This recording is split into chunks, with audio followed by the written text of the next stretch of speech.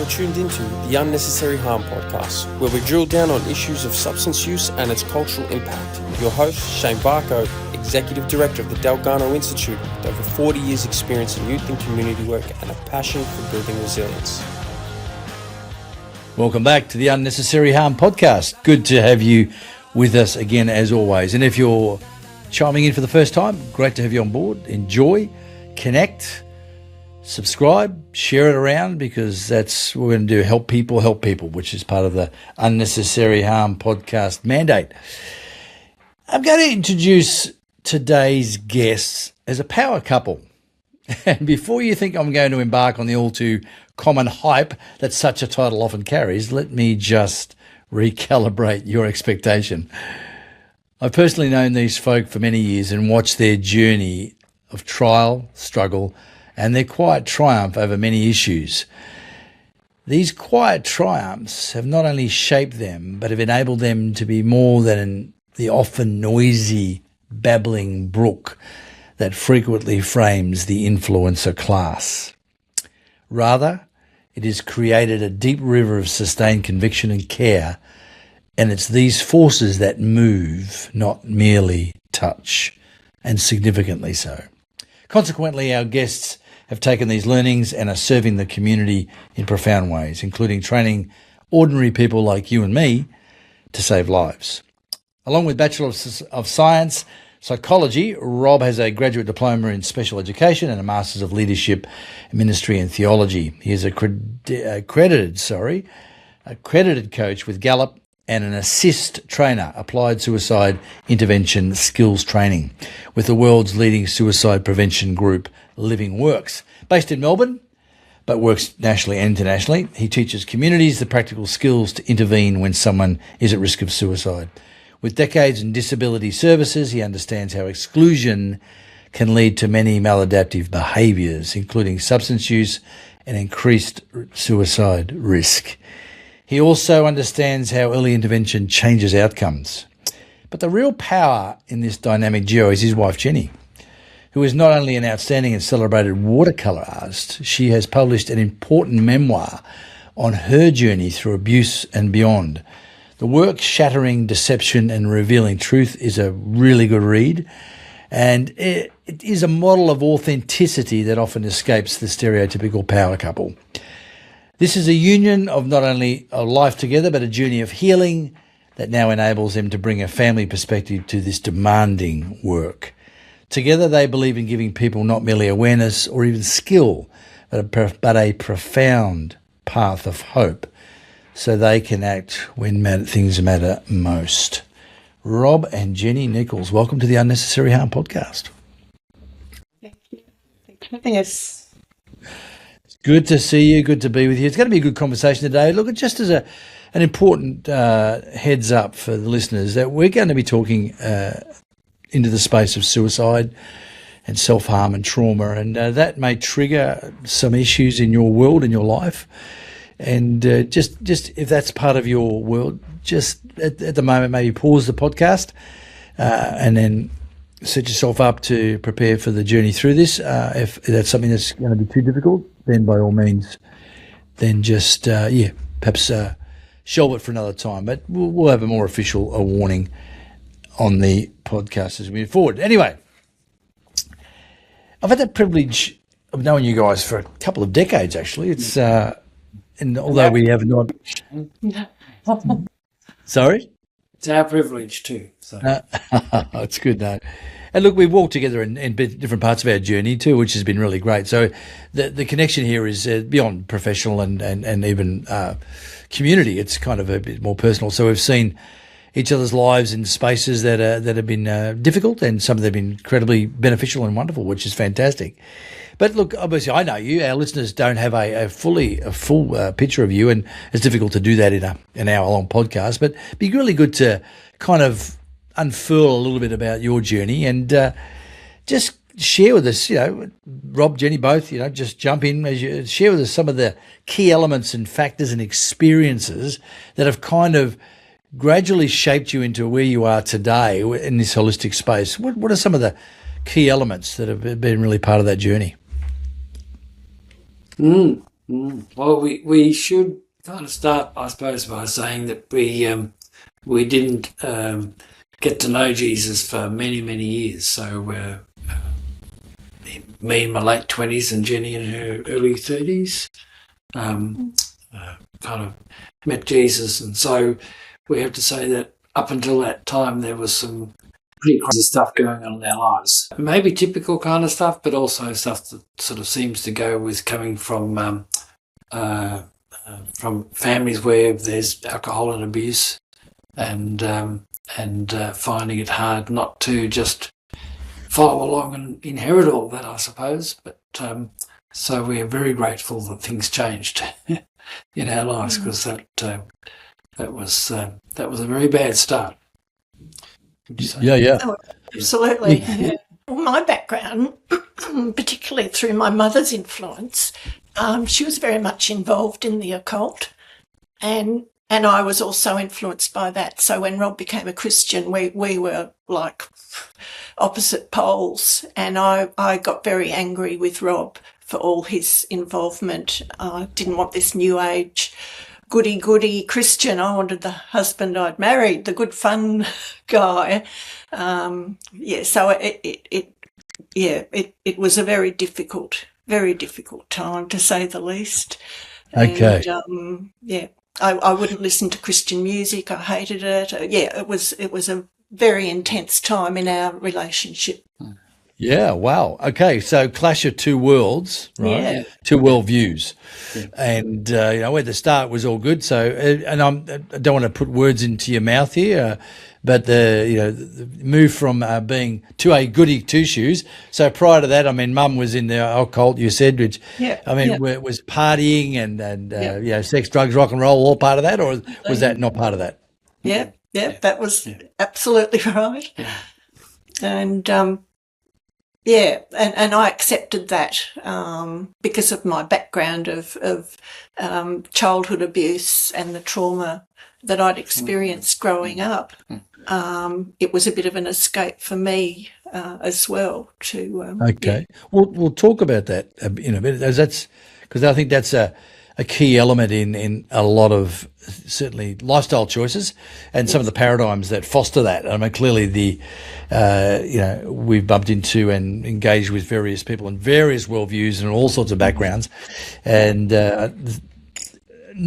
it's not uncommon for the occult space to sex and drugs and mind altering substances as part of the journey of so-called journey of enlightenment in that context. And of course, when you've, as you've said, Rob, you've bumped into another paradigm, into Jesus Christ, and what that meant for you, and that salvation experience shifted your paradigm. But now Jenny's still in that other space. So, look, talk about that. How that impacted Jenny. I'll open that up because you've kind of bought into that space there. How did that, living in that house, like all of us, what we're immersed in, what we're subject to, it's the whole, your perception of reality is constructed socially. Recency, proximity, intensity and frequency, all those things, shape the way you see the real. It's not that it is real, it's the way you see the real. So tell us a little bit, if you can. I don't want to necessarily dive into things that you don't want to talk about, Jenny, so please feel free to say, look, I don't want to go down that road, by all means. But tell us a little bit about how that works in a young girl growing in that environment. What happens to your psyche? What happens to you as a person in that space? You mean growing up? Yeah. Before I met Rob, or you mean? Yeah. Yeah, well, it's interesting because when you grow up with violence and parents, particularly a mother who was taking drugs and an alcoholic, and you don't realise that it's abnormal because it's all you've ever known until you suddenly get confronted with another world, which happened to me when I encountered a family who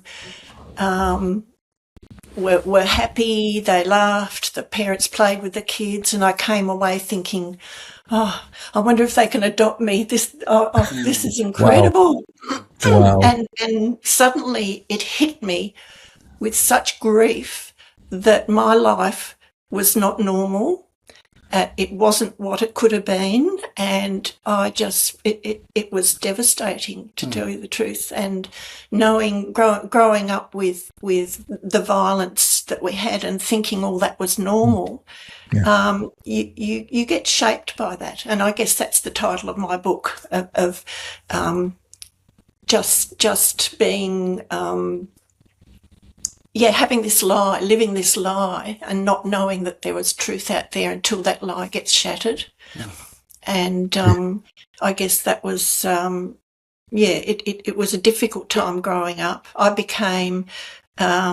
had to deal with all the household chores and the cooking as a child. I didn't have really much of a childhood because I had so much responsibility, because my mother was just incapable of being a mother. So so you were parentified, you become the grown up in the house. Seeing that was a wrong thing, and so I think my search for wanting to be loved made me go down all some really bad places, because that desperation to want to be loved and not receiving it at home, that's a powerful influence that can lead people totally astray. Absolutely. No, that's an important distinction, not uncommon, and most of our listeners to the Unnecessary Harm podcast will, a lot of them will be completely aware of that scenario, and though it may be common, sadly all too common, it's no less tragic, no less traumatic for every individual, because everyone's experience is completely unique, and it's devastating on every level. And the journey through and out of that's always a difficult one.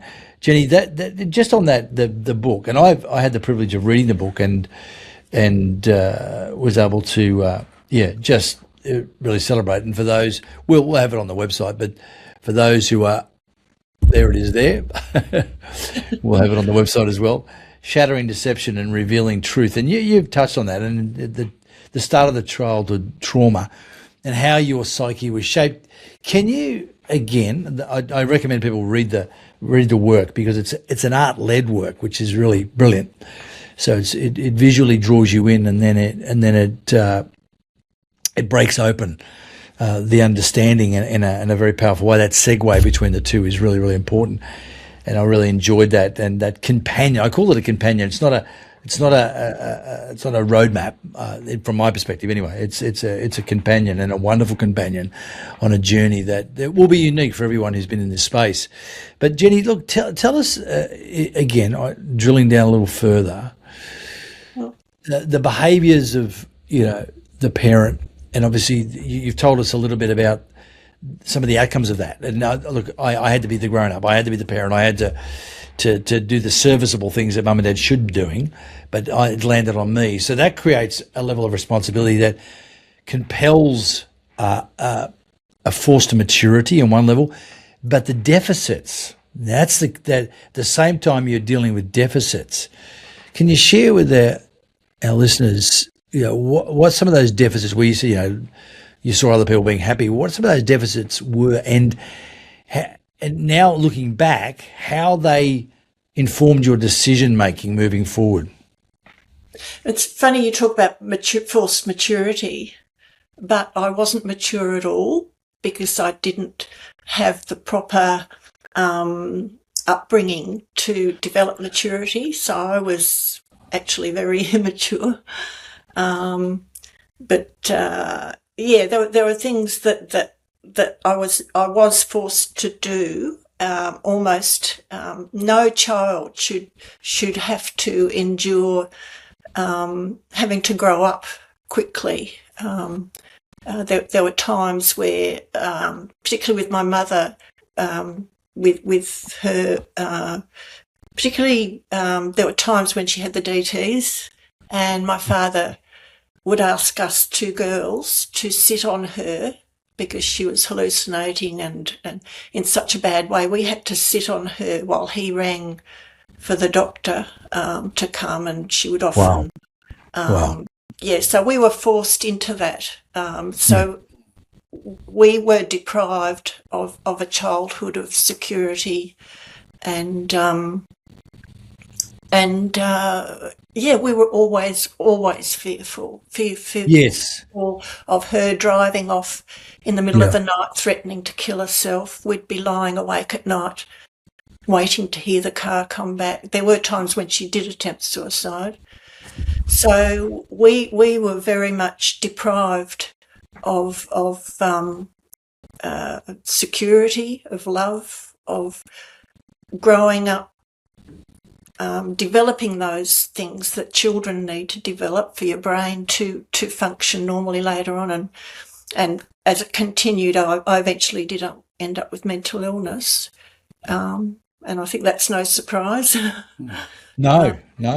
So I felt very, when I discovered this family that were happy, I felt angry as well as the grief. Of course. I thought I so much wanted to be a part of a happy, loving family.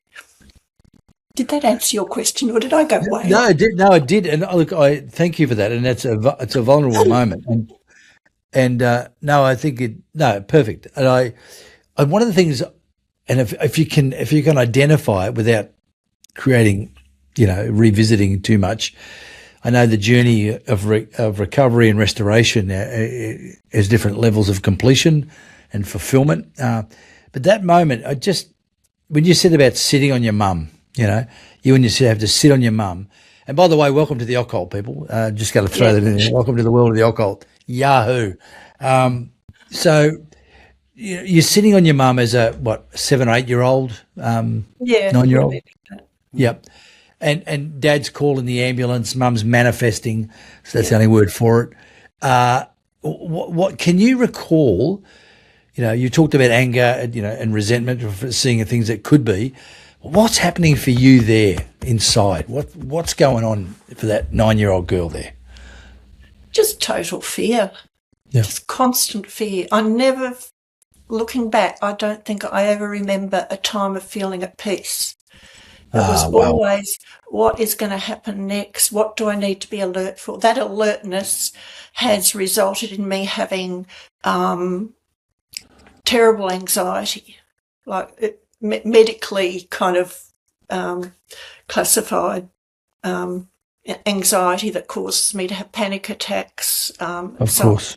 It's this constant high level of adrenaline, or just being always alert, always. It's hypervigilance is what it is. Yeah, hypervigilant. Never being there was an occasion my father came in to punish my sister. We were asleep. She'd talked me into swapping beds, and he thought he was hitting my sister, but he was hitting me.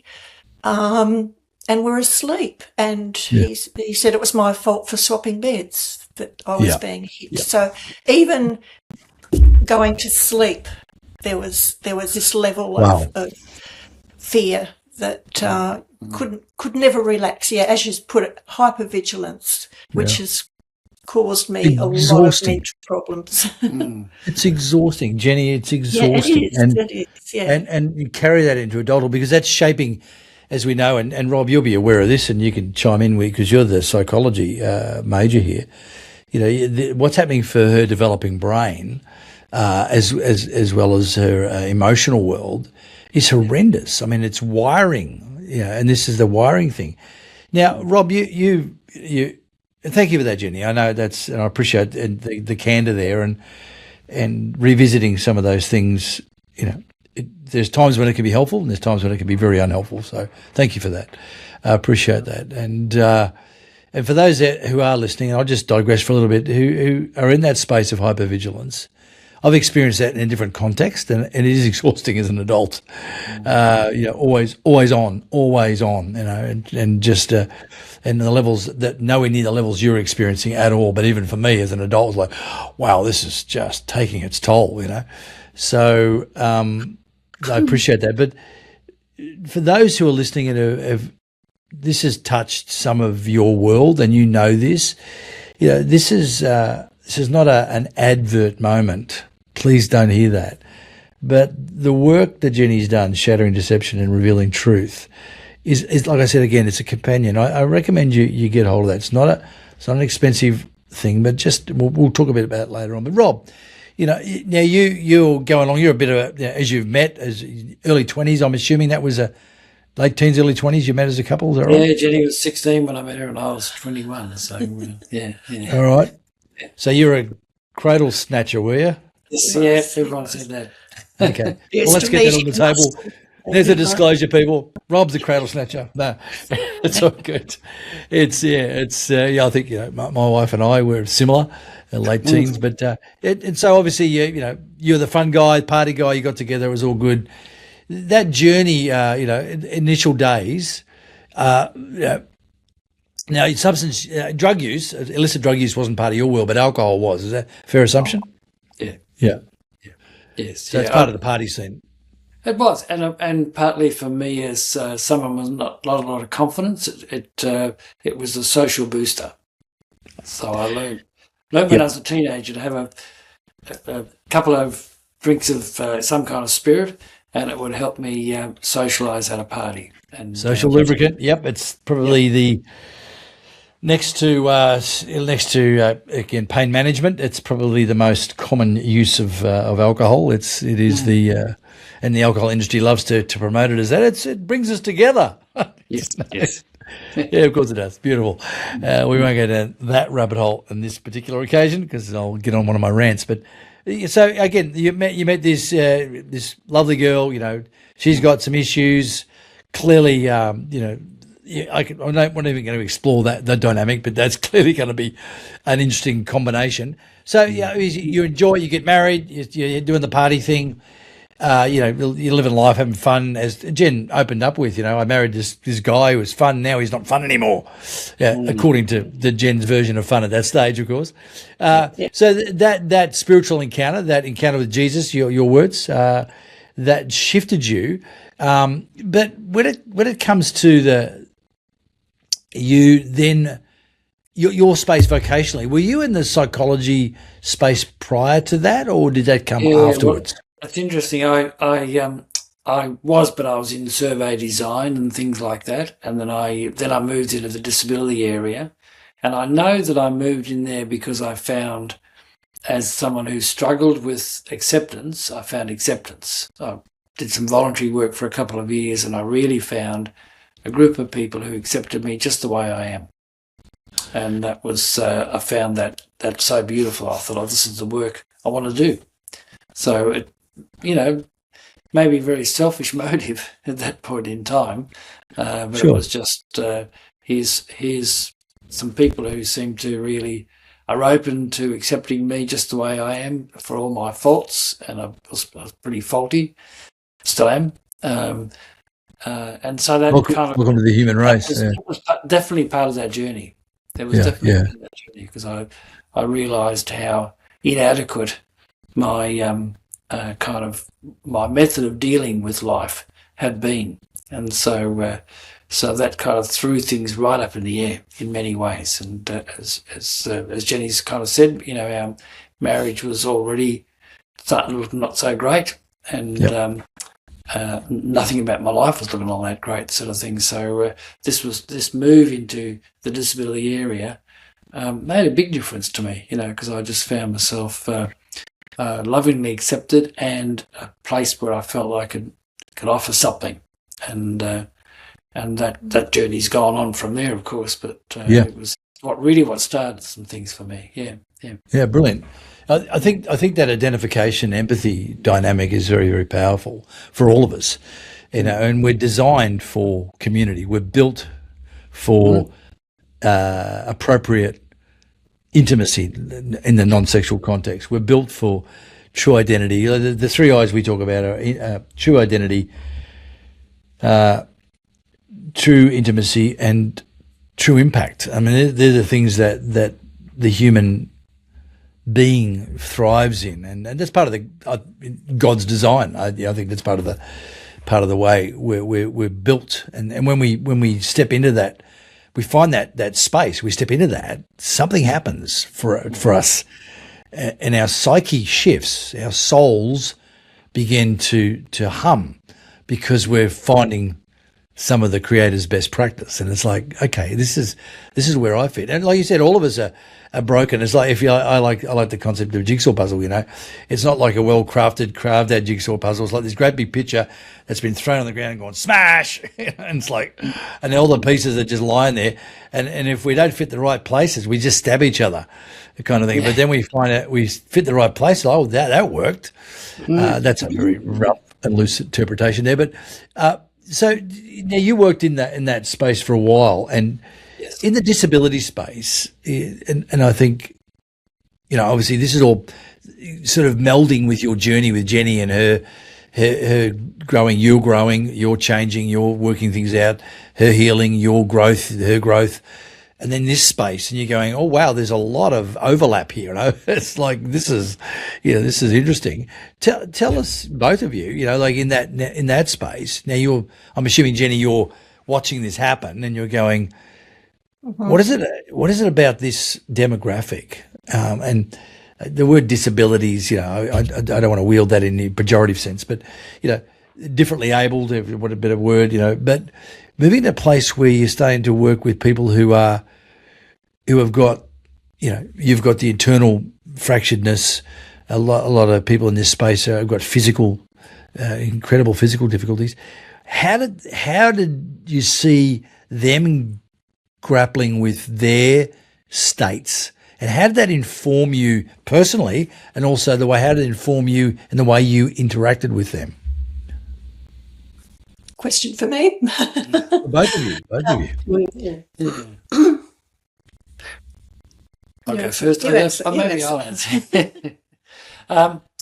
Look, I think, and maybe this took a while for me to realise. I don't think there were some things that instinctively sort of connected me with people, and over time I became very involved with homelessness and youth services as well, and that kind of. But particularly with people with disability, I found that there's this a sense of unashamedly, I need help. I can't be independent. Brilliant. I need some physical, relational, structural kind of help in some way in order to live my life. And there was no sense of, and that makes me a bad person or a weak person or whatever. It's just, this is the way it is. So if you want to help me, go ahead, And that struck me as someone who thought, no, I've got to be independent. I can't ask for help. I can't even need help. I've got to get everything done by myself. So it was something that really, as I say, over time, I wish I'd said I had that revelation, way back at the start of my work, but I didn't. I came to realise subconsciously I was absorbing this stuff, and it was changing who I was and who I became. Yeah. Brilliant. So, what about you, Jenny? Watching this happen, I mean, from you weren't directly involved at that point. It challenged me a lot, seeing how Rob could relate so easily to these people. To tell you the truth, I felt really uncomfortable in the beginning, but I could see Rob's patience and love for them, and that combined with his new Christian personality, if you like to call it that, helped me to grow and kind of, I thought, I want what he's got. This is looking good to me now. So that kind of really helped me a lot with getting myself out of my own world, if you like, and also seeing people with disability, like mental illness is often a very hidden disability. Yes, it is. And yes, it seeing is. people accepted for who they are, and I thought, oh, okay, maybe I can fit in as well. Then it's because it's very much. Like I mentioned, having panic attacks, it can really be a real difficulty to navigate certain areas, and certain areas where I get extremely anxious, but think, no, it's okay. And I was once told, actually, because I get so nervous in big situations with a lot of people. And a psychologist that I was seeing said, it's okay to just sit on your own. You can just sit there and, don't feel stressed that you have to be sociable, that you have to do this. It's okay. Just be who you are. And so, seeing Rob's interaction with people with disabilities kind of helped me grow a lot too. Brilliant. It's interesting because you're right, that uncomfortableness that you experience, and most people have that experience and they're confronted with something that is clearly, obviously different to who you are. It may be a disability, maybe a cultural thing. Maybe you step into another culture for the first time. It's like, oh, wow, everyone gets a bit uncomfortable because it's unfamiliar. This is not part of my world. It's kind of a normal response. But you're right. It's interesting watching. Often people with disabilities are isolated automatically. People don't mean to, but they tend to step back, or they're not included, particularly if there's an inability to communicate freely and openly. And social discourse relies on that free flow of energy and connectivity. And if that's not there, people are isolated. But that can happen, as you said, Jenny, with mental illness. You self-isolate. But at the same time, being on your own is a problem. It's not an issue. I'm as you can see, I'm a talking head, but I like my quiet space. I really like being on my own. It's for me in lots of settings. I love the stillness and being quiet. But I want. Sorry. You go. To give people that permission as well, that you don't have to be an extrovert all the time. You don't have to be a party person, or it's okay to be a quiet person, and to give people permission to just be that we're not all the same. Correct. And to accept ourselves for who we are and how we relate to other people. And I've learnt that's quite a big lesson. Yeah. And it's a good one. And that helps, and Rob, yourself, at working with disability, that helps you not only understand but empathise, but connect. Hey, before we continue, we want to highlight an excellent cousin podcast you should definitely check out. Pathways to Prevention with Dave Clausen. Dave brings incredible, proactive and protective insights that really complement the work we're doing here at UHP. That's pathway number 2, Prevention. Make sure you subscribe and give it a listen. Now, back to UHP.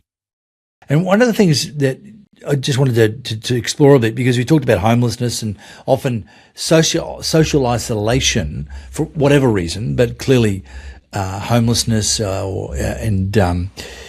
and disability, they further separate you out. And people often turn, like everybody,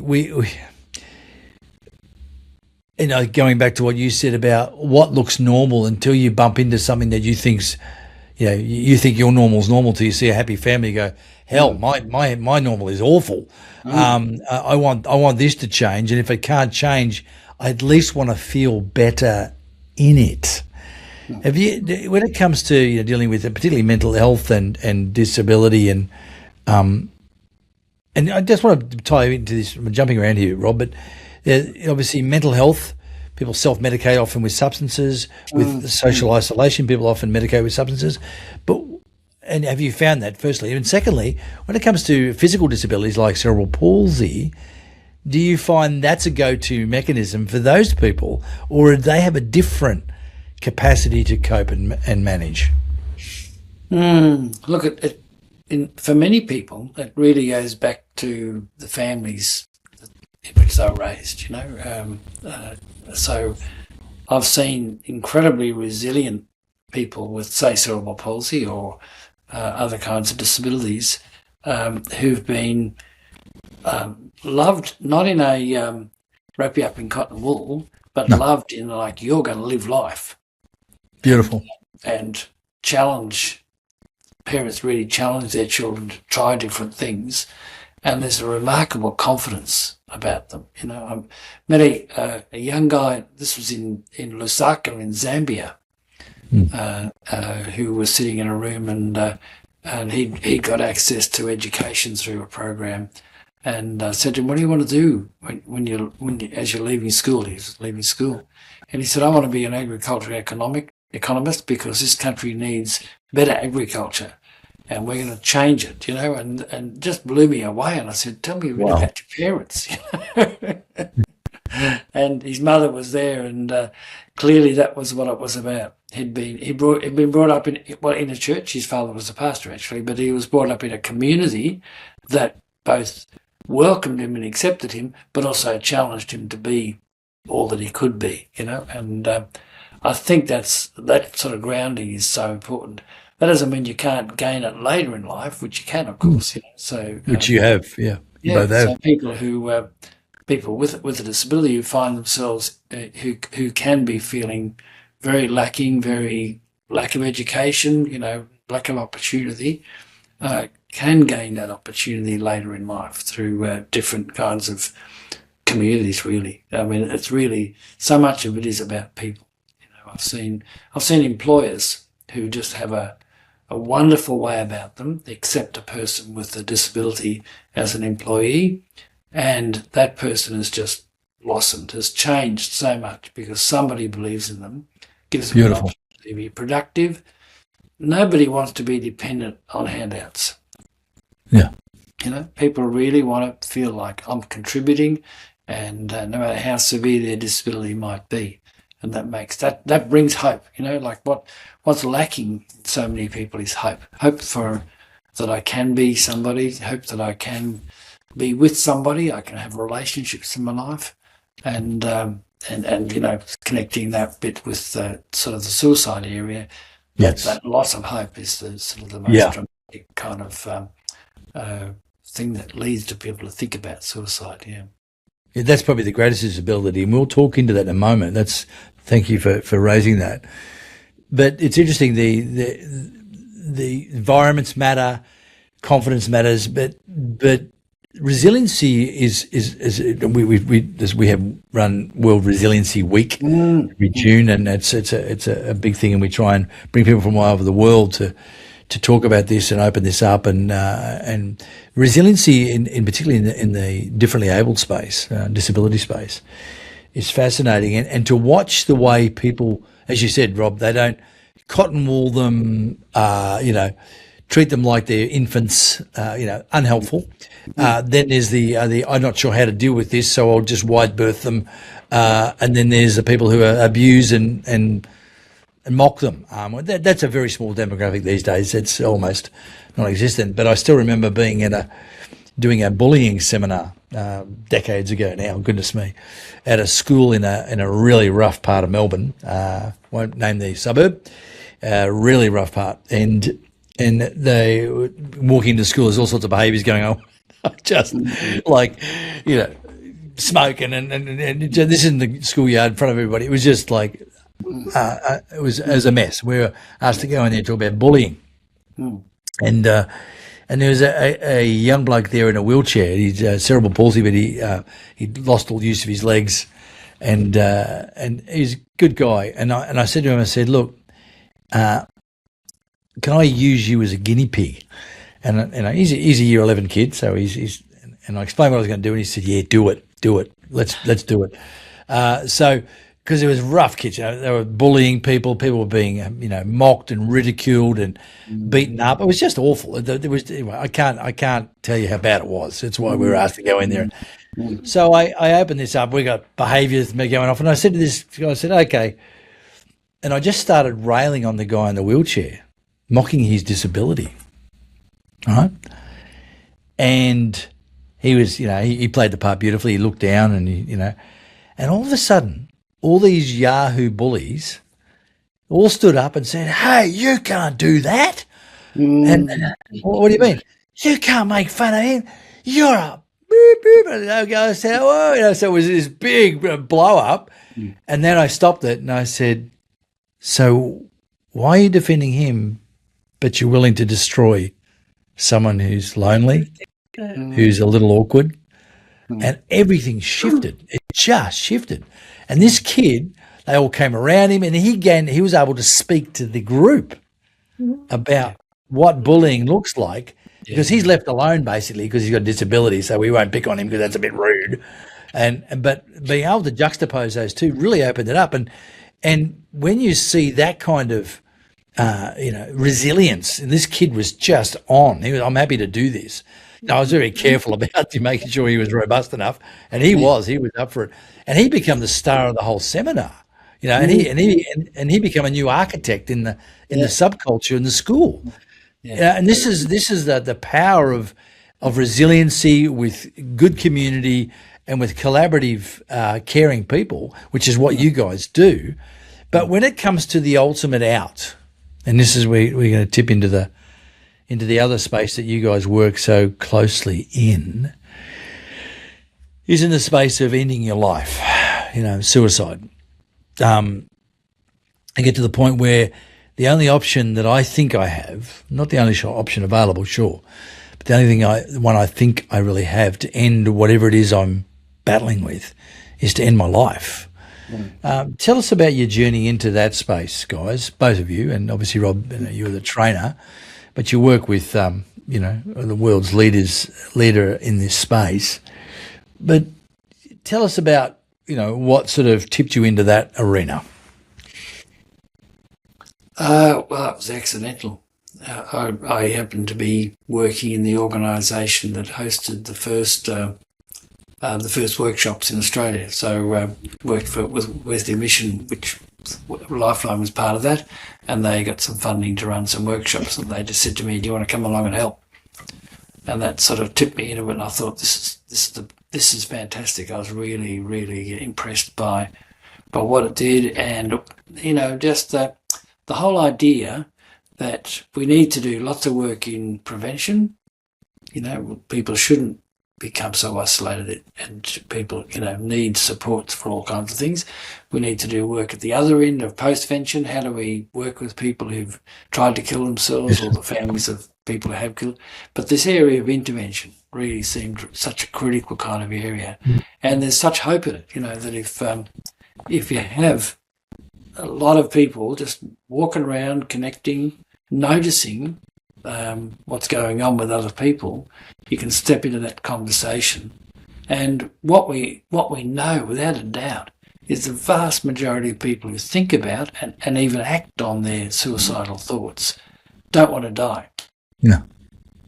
They just feel like they're just slipping down this slope, and that's where they're going to end. Unless somebody intervenes, unless somebody notices and actually sort of stops and says, "What's going on? I've noticed these things are going on. Are you thinking about suicide? Let's talk about that." Spends time with them and then finds a way to kind of step forward from there.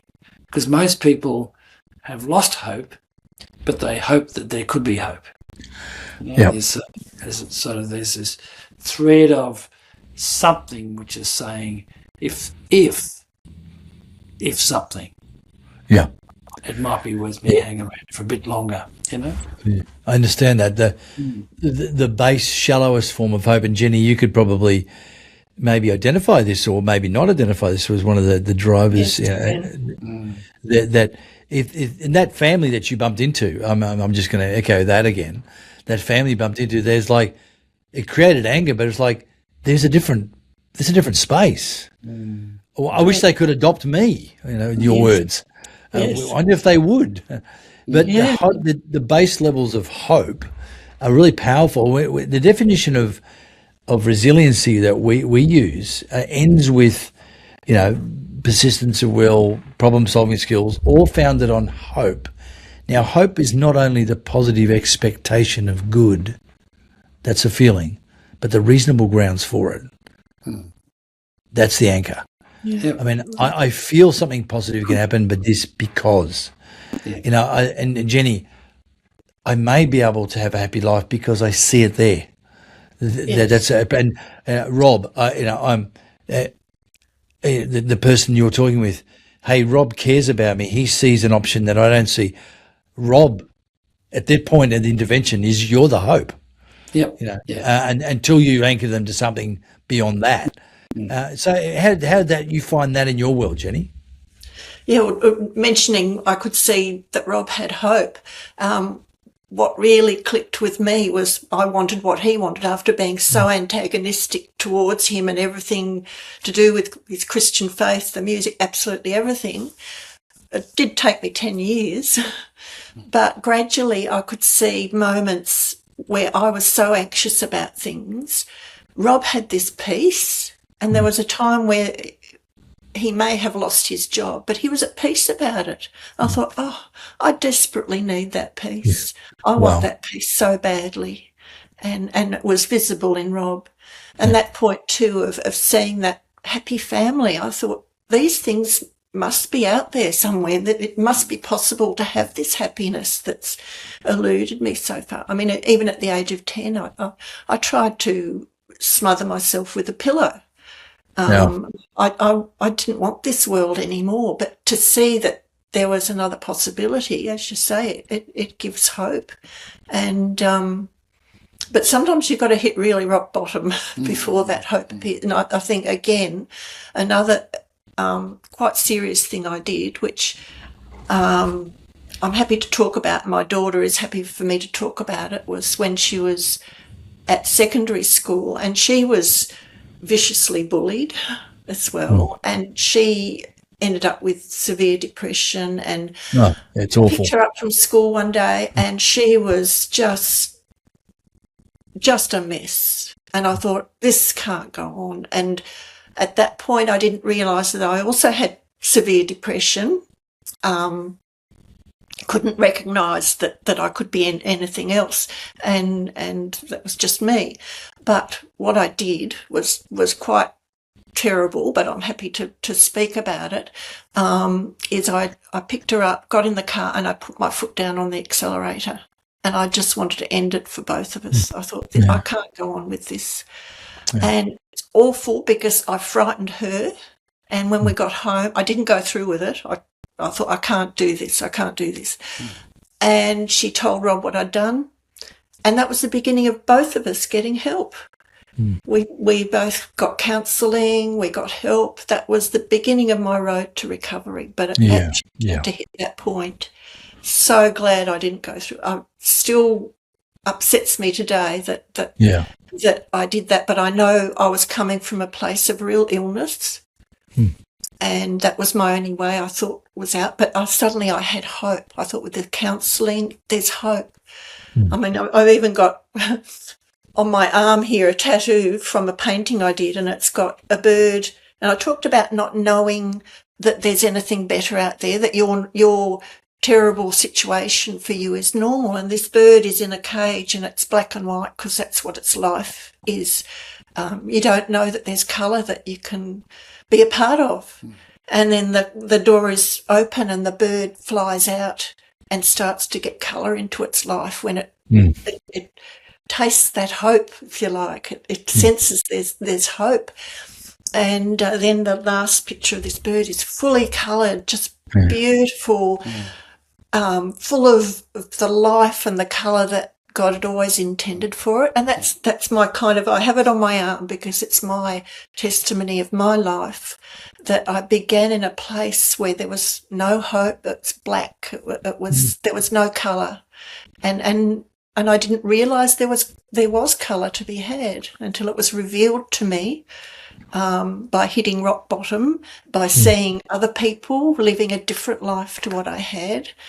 And I just desperately wanted to go there. And that desperation can make you seek help instead of choosing the other option, which was, let's end it all, which, there is hope out there. But sometimes it needs to be revealed in my case, a very strange way, of finally getting help when I hit rock bottom, or seeing another family that had this incredible life. And I thought, gosh, this must be possible.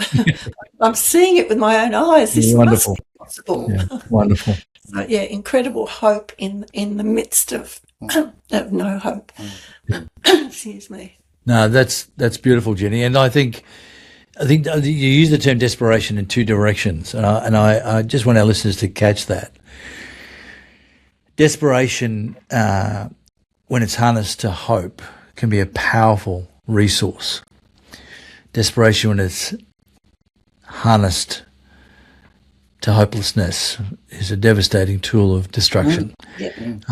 And and the importance of what you guys bring in your book and your work, obviously, Rob, and in the spaces you're in and what you do as a consultant, is vital. You're a model. That's why I deliberately use the term power couple in the non-traditional sense, because you model authenticity, you model genuine hope, genuine capacity, authenticity in the journey. This is not a Facebook social media life of polished presentations. This is fragility, but growth. This is brokenness, but wholeness. The paradoxes are powerful, and they're very important. And those who are listening, perhaps, and this is your world, you're feeling really undone. And we all get undone, guys. Trust me on that one. I've been down that rabbit hole myself. Like you, Jenny, what you said, Rob, I didn't want to die. I just wanted what I had to stop. Yeah. I just want this to stop. This hurts too much. I just wanted to stop. So those moments are incredibly powerful, and without the supports and the care and the community to actually carry you at those moments, it can be incredibly difficult. So thank you for your candidness, guys, and your authenticity. It's beautiful, and I really love that, and I believe it's going to be a real asset for those who want to explore this further. We kind of, I want to end on a positive note. You've seen some great, not that none of this was not positive, but I just really, it's all great. But I know you've had some wonderful stories. That story of with your daughter and Jenny is just your collective daughter is a wonderful story. But you've seen moments of rescue, which is great. Rescue is a wonderful. It's a starting point, but it's the restoration and the redemption that's powerful. Can you share just Rob, just something from, without obviously disclosing confidentialities, just some of the wonderful things, that young man obviously with his disability, but in the suicide space, what are some of the wonderful moments of redemption that you've seen, not just rescue and restoration? Yeah, well, we're very fortunate. Just down the road from us is a barbershop, and the guy who runs that barbershop is like a father figure to about 10 barbers who work in that barbershop. And it's quite amazing. And one of the guys who works in that barbershop, we kind of chatted. We had a little art exhibition at the shop next door with Jenny's art, and he had some art there as well. And I asked him about, when did you start doing your art? He said, when I was in rehab from my suicide attempt. So he'd had a suicide attempt, found himself in hospital, did rehab. He started drawing. The last day he was there, he finally gave in and said, okay, I'll have a go at drawing. And now he does a lot of charcoal sketching. So he teaches martial arts to people with disabilities. He cuts people's hair, and he's a really good artist. And it's just amazing talking to him and hearing where his life's now going as a family man. He's got kids, and he talks his head off to anybody whose hair he cuts. It's good. And he's actually he really is changing people's lives, just as he chats about his life and his thoughts on where he's been. And I love that. And there's actually there's probably 10 stories in that. Oh, of course. All along those kinds of lines, including Mark, who runs the barbershop, who just happened to wander across the road one time and saw a guy at an outside table looking really upset. And he thought, why is that guy sitting outside at a table? There's no coffee in front of him with tears in his eyes. So he bought him a coffee, sat down there and talked to him for ages. And then the next day he walked past and he said, you saved my life yesterday. Yeah. So he was heading to suicide that day. Yeah. Sat in the cafe thinking, I wonder if anyone would stop. And Mark did. Wonderful. Providential moments, aren't they? Providential moments. Yeah. Angels in disguise. It's powerful. I still remember being involved years ago in chaplaincy and talking to a police chaplain, and he used to say that the simple question is, if you have any inkling that there might, so just ask the question. Yeah. How are you going? Yeah. And are you thinking about suicide? if you really think that's on. I'm not talking about people having a bad day, but he said dealing with a policeman, they said people, they've got so many triggers for depression, so many triggers for, but they've also got the means on their hip to end their life. Yeah. And he said that's why it's so critical.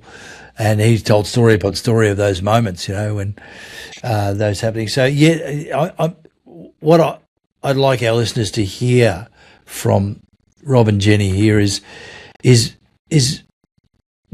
don't be hypervigilant, but be aware, be compassionate, be empathetic. Just watch, and to step out and just ask. The great "Are you okay?" day is a great idea, and we support it and we laud its work. That's a good starting point. Are you okay?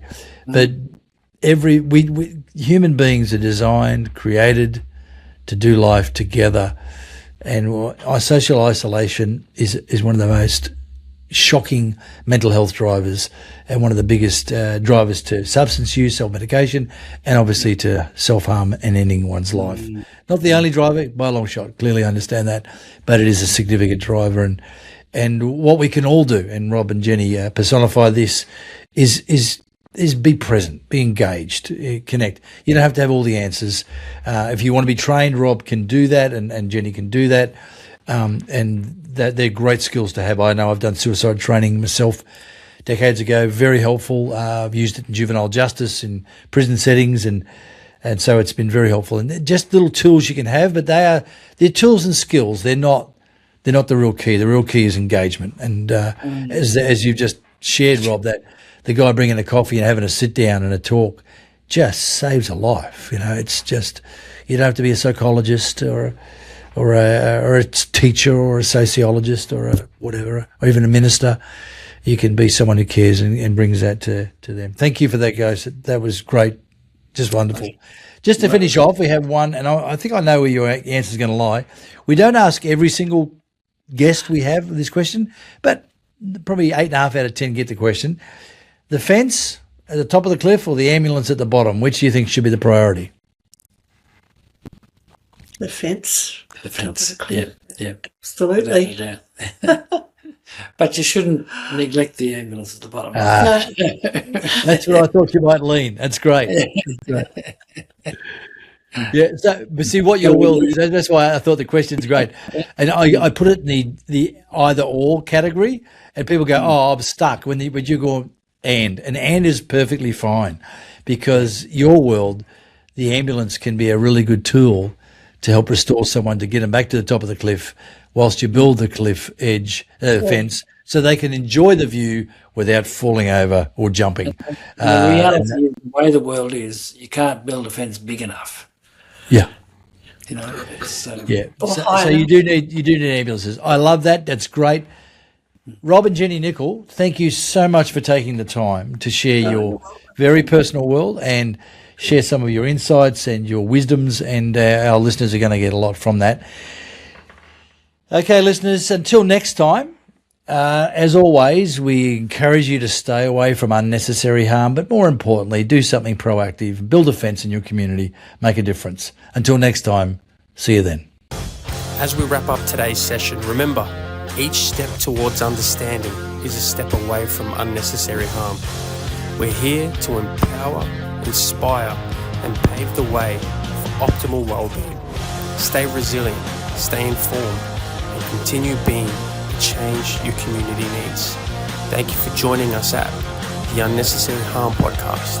Until next time, take care and keep pushing forward.